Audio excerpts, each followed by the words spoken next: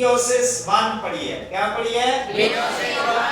Meiosis 1 में क्या कुछ होता है मैं आपको एक छोटी सी एक्टिविटी से एक्सप्लेन करूंगा ताकि आपका कंसेप्ट जो है मजीद बेहतर हो सके।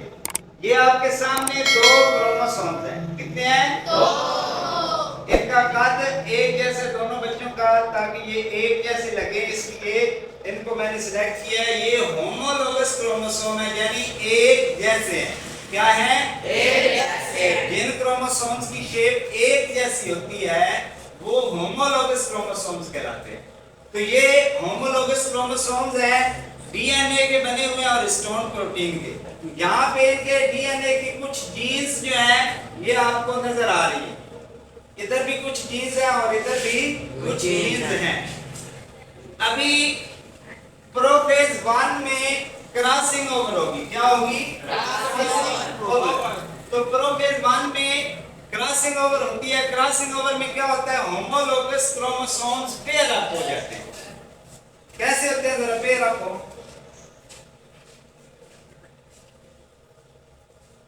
ये दोनों होमोलोगस क्रोमोसोम्स जो हैं ये पेयर अप हो गए।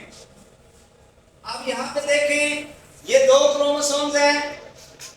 एक इसका ये वाला क्रोमेटिड है और एक ये वाला क्रोमेटिड है। इसी तरह इस क्रोमोसोम्स का एक ये क्रोमेटिड है और एक ये क्रोमेटिड है। तो 4 क्रोमेटिड हैं। कितने हैं? 4। इस वक्त ये पेयर जो है इसमें कितने क्रोमेटिड हैं? 4 क्रोमेटिड जब इकट्ठे हो जाएं तो उसको कहते हैं टेट्रेड। क्या कहते हैं? टेट्रेड। और ये कितने क्रोमोसोम हैं? 2। कितने हैं? 2। इसको बाइवैलेंट कहेंगे। क्या कहेंगे? बाइवैलेंट। इस पेयर को टेट्रेड भी कह सकते हैं और बाइवैलेंट। अब यहाँ पे ये कंधों, इनके कंधे जुड़े हुए हैं, यानी ये इस क्रोमेटिड वाले एंड से आपस में जुड़ गए हैं। तो ये इनका जो जुड़ना है इसको कहते हैं साइनेप्सिस।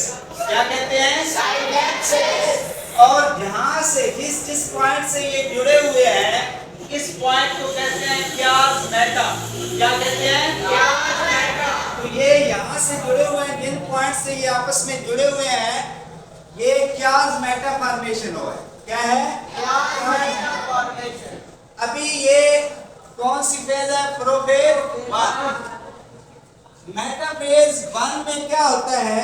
जो सेंट्रियोल है ये डुप्लीकेट होता है और एक ऑपोजिट साइड पे चला जाता है और दोनों जो सेंट्रियोल है ये स्पिंडल फाइबर क्रिएट करते हैं और इस तरह एक स्ट्रक्चर बनती है जिसको स्पिंडल फाइबर कहते हैं। क्या कहते हैं? Spindle fibre. और ये जो होमोलोगस पेयर है ये एक स्पिंडल फाइबर के साथ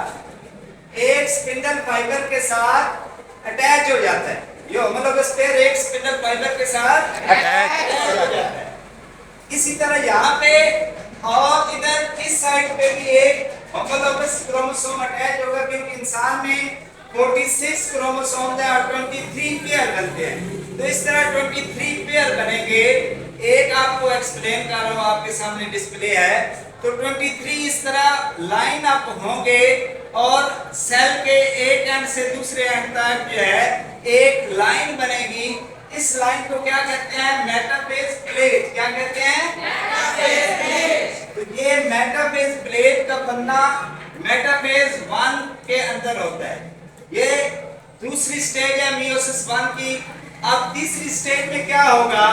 तीसरी स्टेज में ये होगा कि ये सेंट्रियोल जो है ये इस एक क्रोमेटिड को और ये वाला जो है ये दूसरे को अपनी तरफ खींचेंगे। क्या करेंगे? अपनी टेलोफेज, सॉरी एनाफेज। कौन सा हो रहा है? एनाफेज में होमोलोगस क्रोमोसोम्स को सेंट्रियोल अलग-अलग पुल अपार्ट एक दूसरे से दूर करते हैं। अब जब ये एक दूसरे से दूर हुए तो जरा ये देखें, इसके साथ इसके जीन आ गए इस क्रोमोसोम के और इस क्रोमोसोम के जीन इसके साथ, यानी इसका कुछ पार्ट इसके साथ आ गया और इसका कुछ पार्ट इसके साथ आ। इसको कहते हैं क्रॉसिंग ओवर। क्या कहते हैं? Crossing over. यानी इस क्रोमोसोम्स के जीन इसके साथ चले गए और इसके कुछ जीन इसके साथ आ गए हैं। तो ये क्या है, क्रॉसिंग ओवर होगी, यानी होमोलोगस क्रोमोसोम्स अपने सेगमेंट को एक्सचेंज कर लेते हैं एक दूसरे के साथ। इस अमल को क्या कहते हैं, क्रॉसिंग ओवर। तो ये क्रॉसिंग ओवर हो चुकी है और अब ये दोनों सेंट्रियोल इनको खींचते हुए ऑपोजिट पोल की तरफ ले जाएंगे। ये दोनों सेंट्रियोल इनको खींचते हुए ऑपोजिट पोल की तरफ चले गए हैं। अब ये ऑपोजिट पोल की तरफ मौजूद है, यानी एक सेल दो हिस्सों में तकसीम हो गया है। एक पेरेंट सेल जो है पहले मियोसिस 1 में 2 में तकसीम होता है, फिर जैसे मियोसिस 1 हुई है इसी तरह मियोसिस 2 होती है, और मियोसिस 2 में क्रॉसिंग ओवर सिर्फ नहीं होती, ना होमोलोगस क्रोमोसोम पेयर अप होते हैं।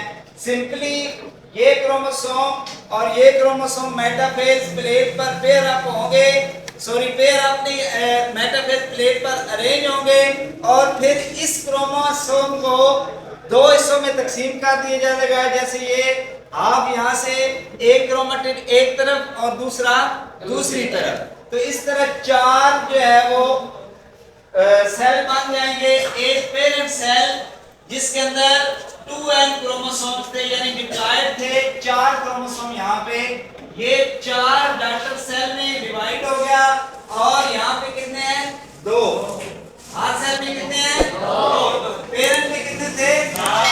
तो 4 हैप्लॉइड सेल, यानी इसका हाफ हो गया। यहाँ पे जो नंबर ऑफ क्रोमोसोम्स थे उनका डॉटर सेल में हाफ हो गया, यानी ये हैप्लॉइड सेल्स बने हैं एक डिप्लॉयड सेल से। तो इस तरह ये मियोसिस 2 का अमल भी कंप्लीट हो जाएगा, और मियोसिस में क्या हुआ, एक parent diploid cell 4 daughter haploid cell में डिवाइड हो गया। तो अब ये कंसेप्ट समझ आ गया, क्रॉसिंग ओवर भी समझ आ गई कि इसके कुछ पार्ट इधर चले गए और इसके कुछ पार्ट इधर आ गए। कंसेप्ट क्लियर है? शुक्रिया।